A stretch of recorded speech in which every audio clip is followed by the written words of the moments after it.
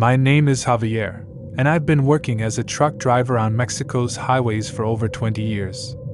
I've driven on all kinds of roads, but I'll never forget what happened to me on Death Road, an infamous stretch in the Sierra Tarahumara. That night, I had left Chihuahua with a load of food bound for Sonora. The road wound through the mountains, and thick fog covered everything around me. It was around 2 in the morning when, on one of the many curves of the road, I saw a flickering light in the distance. As I got closer, I realized it was an old truck stopped on the side of the road. As I passed it, I saw a man standing next to it, waving desperately for me to stop. Something inside me told me to keep going, but my conscience made me stop a few meters ahead. I got out of the truck and approached the man. He was a young guy, wearing a denim jacket, with a distressed look on his face. He told me his truck had broken down and he needed to get to the nearest town to find help. I offered to take him to the next town, about 30 kilometers away. He got into the truck, and we started talking to make the trip more bearable. He told me his name was Luis and that he was in the middle of a trip to visit his family. However, I noticed that every time I asked for more details, he responded vaguely. Something didn't add up, but I decided not to dwell on it. As we continued, the fog grew denser and the road more winding. At one point, our conversation stopped, and an uncomfortable silence filled the cabin. I felt a chill down my spine. I glanced at Luis and noticed that his face had become expressionless, almost like a mask. He was staring at me, his eyes empty. Suddenly, he started speaking in a low, monotone voice. Years ago, on this very road, a man like you picked up someone in trouble. He never reached his destination. He disappeared without a trace. His voice echoed in my mind, and an irrational panic took hold of me. I tried to calm down, but my hands were shaking on the wheel. "What are you saying?" I asked, trying to keep my composure. Luis didn't respond.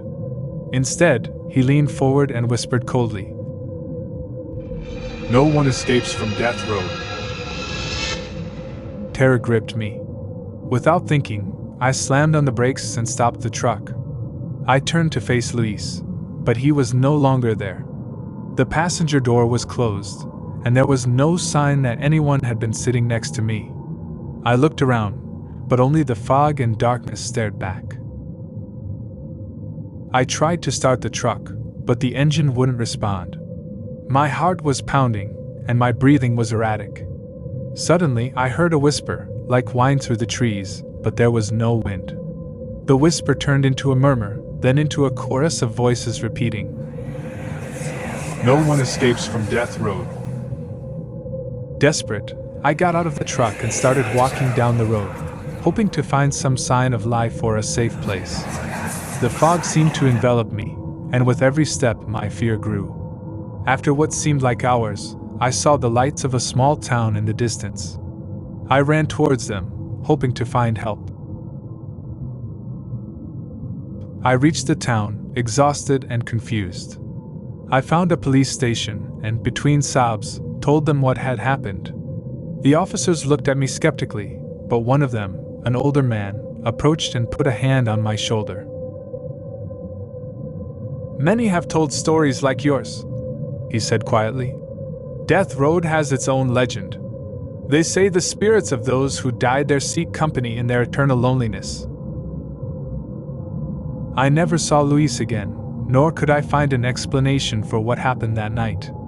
But every time I pass through the Sierra Tarahumara, I avoid Death Road at all costs, hoping never to encounter those who wander in its fog, seeking company in their eternal loneliness.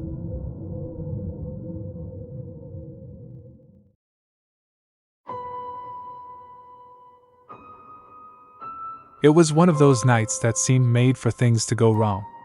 The sky was overcast, and Highway 57, which runs from San Luis Potosí to Matehuala, was deserted. I had been driving for hours, and the fatigue was starting to take its toll on me. But as a seasoned trucker, I knew I had to keep going to meet the delivery deadline.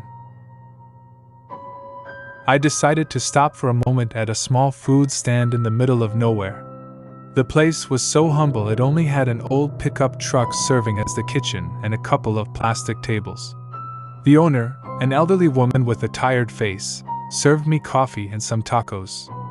As I ate, I asked her if she knew of a good place to rest for a while. She looked at me with some concern and told me not to stop under any circumstances on the upcoming stretch of road.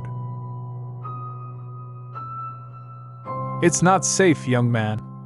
Many truckers have had accidents there, and they say the weeping woman, La Llorona, appears," she warned. I'm not superstitious, so I just thanked her and continued on my way. The stretch of road was dark, and only my headlights lit the way. As I drove, sleep began to overtake me, so I decided to park the truck in a small space by the side of the road and rest for a bit. I had barely closed my eyes when I heard crying. At first, I thought it was my imagination, but the crying grew louder and more heartbreaking. I jumped up and looked out the window, but there was no one there. The crying continued. It seemed to come from everywhere and nowhere at the same time. Panic began to set in, but I tried to stay calm. I remembered the words of the woman at the food stand and told myself it was all just the result of exhaustion. However, the crying turned into a desperate scream that echoed in my ears. I decided to get out of the truck to investigate, even though every fiber of my being told me not to. I took a few steps around the truck, and suddenly, a figure appeared among the bushes. It was a woman dressed in white, her face covered by long, black hair. Her wails were so intense they seemed to pierce my soul. I tried to speak to her, but my words got stuck in my throat. The figure slowly approached, and as she did, the air grew colder. Suddenly, the woman lifted her head, and I could see her hollow eyes, filled with infinite sorrow. My heart was pounding, and without a second thought, I ran back to the truck. I started the engine and sped off like never before. As I drove away, I could see in the rearview mirror how the figure disappeared into the darkness. I reached Matawala without stopping, my heart still racing. I had never experienced anything so terrifying in my life. Since that night, I always avoid stopping on that stretch of the highway, and every time I pass through there, the memory of that woman sends chills down my spine. I never found out who or what that figure was, but one thing is certain, that night on Highway 57 taught me that there are things we cannot understand or explain.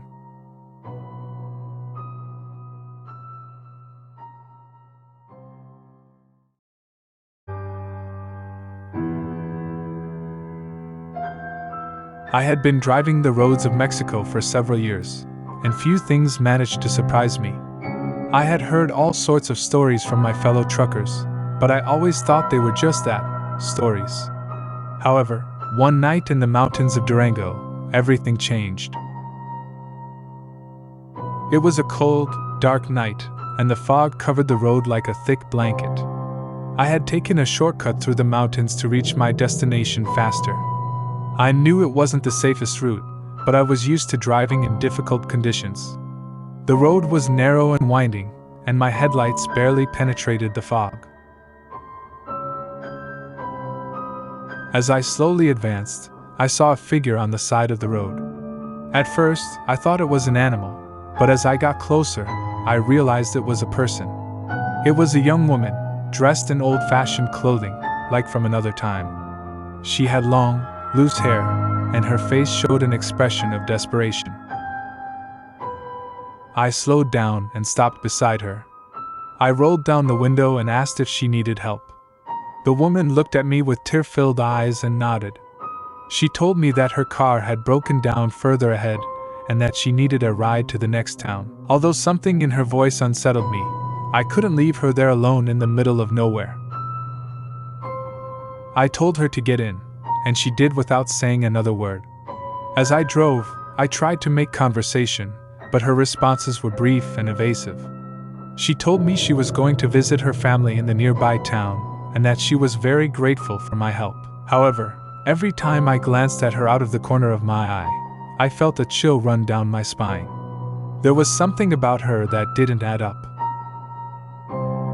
After about 20 minutes of uncomfortable silence, we arrived at a small town.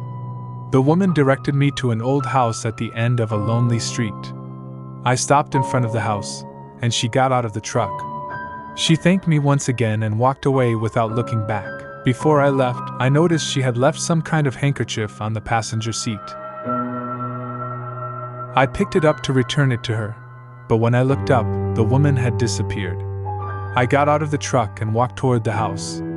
I knocked on the door, and an older man answered.